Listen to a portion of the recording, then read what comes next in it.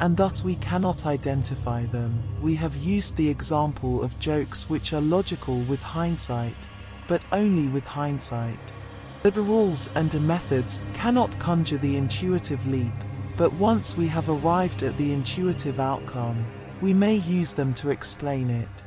Now that we have described the intuitive process in terms of the particulars going through a tacit process of integration, we put forward that we can conceptualize two distinct types of intuition. These are sufficiently similar to identify both as intuition, but at the same time, sufficiently different to distinguish between them. One of the insights that emerged on the features of intuition was that most, if not all, accounts of intuitive knowledge can be located in one of two areas: decision-taking and creativity. We came to the same conclusion through building a conceptual model of the types of knowledge, whilst not being sufficient grounds for a conclusive inference that there are only two different kinds of intuition. This insight became the starting point of this inquiry. However, in order to build a more solid foundation, we examined in more depth prior empirical and conceptual work. Whilst there are other typologies of intuition in the literature, we adopted a different perspective from these, enabling us to gain a different understanding, and which we believe helps move researchers closer to conceptualizing the role of intuition in creative. Typologies include distinguish problem solving, moral and creative intuitions, differentiate matching, accumulative, and constructive intuitions. To identify problem solving, creative, social, and moral intuitions as primary types, the secondary types being composites of the primary types. The three mentioned examples are very different. They distinguish between various types of intuition concerned with the processes underlying intuition, offer a typology of intuition types, as well as a model of the processes of intuiting these intuitions. All these distinctions, however, appear to presume that intuition is judgment, providing substance to our exploration that the decision paradigm of intuition is potentially too narrow to account for a broader picture of intuition. Recognition is our departure point, and extending this narrow framework is what we want to achieve. We will also show that our distinction between intuitive judgment and intuitive insight can be added to the existing typologies, resulting in a richer picture of intuition. We do not intend to provide a detailed discussion here on intuition specifically focused on intuitive judgment. Instead, we will explore a couple of reference points into a conceptual foundation for delineating the concept of intuitive insight from the concept of intuitive judgment. It transcends the capacity of merely intellectual methods and the techniques of discriminating the factors of the situation. The terms pertinent to it are feeling, judgment, sense, proportion, balance, appropriateness. It is a matter of art rather than science, and is aesthetic rather than logical. This is not surprising from observing decision takers, specifically, that they often do not use the tools and techniques taught and described, but rather rely on their intuition. In these situations, decision takers use their intuition in producing a judgment. This implies that the role of intuition in generating decision alternatives is not of primary concern, although it is often noted that intuition may play a role in all phases of the decision process. As the term intuitive judgment is often used, we keep this term, and will use it for the intuition of the decision taker. Intuitive insight, by logic we prove, but by intuition we discover. The other part focuses on intuition in creativity.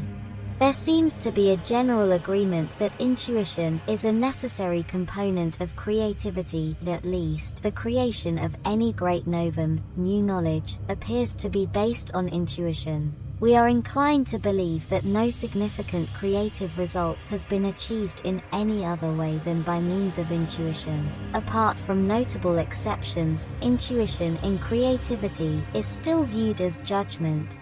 Naturally, the creative process may involve intuitive judgments. for example judging which path to pursue. However, we argue that there is intuition, which is not judgment, which actually produces the novum in new knowledge. This is what we call intuitive insight. Scientists, artists, and philosophers, the use of intuition in creativity, in mathematical discoveries, is a rule rather than a curiosum. There cannot be a logical method of having ideas. Every discovery contains a creative intuition. The descriptions of intuition mention all the characteristics of intuition. If we accept that those characteristics define intuition, then what fits the definition has to be considered intuition. Here we take a step back to approach the intuitive insight from the perspective of the insight, as previously we approached it from the perspective of intuition. There are a number of seemingly similar concepts in relation. One of these being insight. Insight refers to the process of arriving at the solution of well-structured problems. Insight, in the context of a well-defined problem, in which people explain the way of arriving at a solution. This solution can be objectively checked for being correct. Solving well-structured problems does not require creating new knowledge. As in the case of judgment, there may be two kinds of insight: an intuitive and a non-intuitive one. Non-intuitive insight is at work in the case of well-structured problems, a typical one being the prisoner in the tower, whilst ill-structured problems call for intuitive insight. Solutions of ill-structured problems arrived at by intuitive insight always have a degree of subjectivity, and even if the creative person can demonstrate the relationships between the parts of the solution, the way of arriving at this solution will remain inexpressible in words or other symbols. We provide three typical examples here for illustration. The solution to a long-standing problem attained through intuitive insight. The riddle solved itself could not show the connection between what knew before, what last used to it, and what produced the final success. Had solutions for a long time but do not yet know how to arrive at them. There cannot be functions with certain characteristics. Fuchsian functions. Forgot about his work, and then, in a flash of intuitive insight, realized that such functions can exist. No verification, no time to do so, but felt absolute certainty at once. Trying to explain how music does happen in time, but conceives it as a whole. How they come, no not, nor force them. Sometimes, the creative person cannot even explain the relationships between the parts of the solution. This assertion is illustrated when the relationships are discovered only substantially later, and sometimes by people other than the creator of the novum. We illustrate this with two famous examples from the history of science. The first is an anecdote told by physicists about Dirac's equations, which are usually considered the second most brilliant result of theoretical physics, after Einstein's theory of general relativity. Someone else had to point out to him that his equations actually predicted antimatter, to which Dirac responded, "My equations were smarter than I was." The other example is Darwin's 1859 theory of evolution by natural selection. He introduced two concepts that signified only one phenomenon, namely fitness and natural selection. It was only after Dawkins' 1989 introduction of the selfish genes into the theory of evolution that it became clear that we actually do need two concepts, as we need to talk about the survival of fittest genes whilst the natural selection operates upon the individual members of species. We show that there is a type of insight which is obtained in a way that demonstrates the features we expect from intuition. This does not contradict the distinction between intuition and insight described, as they are distinguishing between intuition and non-intuitive insights. This is very important as the two are similar in many ways and they should not be confused. We, however, are adding a further nuance to this distinction by identifying a version of insight, which is intuitive. thus also achieving symmetry with judgment, which also has intuitive and non-intuitive versions. Once we manage to conceptually delineate intuitive judgment from intuitive insight, we found some traces of similar ideas, although these were not elaborated. Perhaps most importantly, distinguish a strategic intuition, which points to a direction worth pursuing, and a concluding intuition, which gets us to a novum, to a solution of a problem. The first corresponds to intuitive judgment, and the second corresponds to intuitive insight.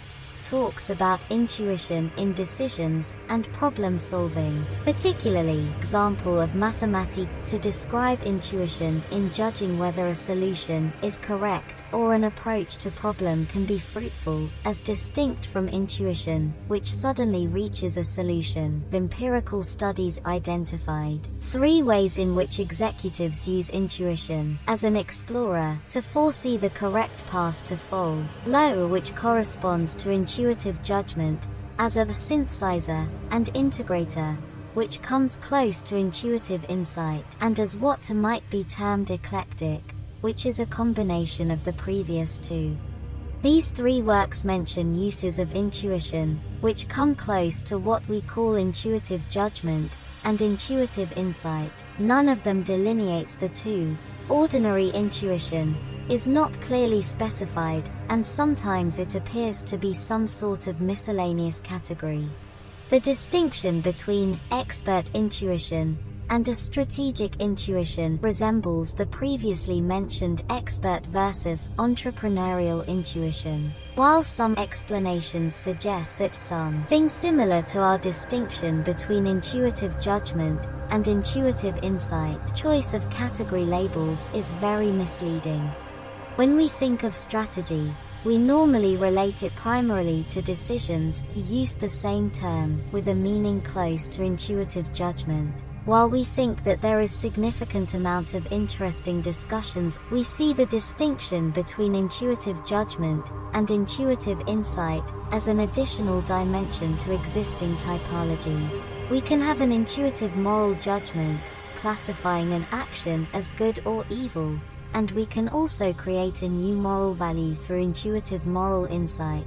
For example, that all men are born equal. In decision-making as well as in creativity, we also may find both intuitive judgment and intuitive insight. This is the very reason that it is so problematic to recognize intuitive judgment and intuitive insight as 2 separate types of intuition. They can rarely be attained in a pure form. An intuitive decision process may not only involve intuitive judgments, but also intuitive insights.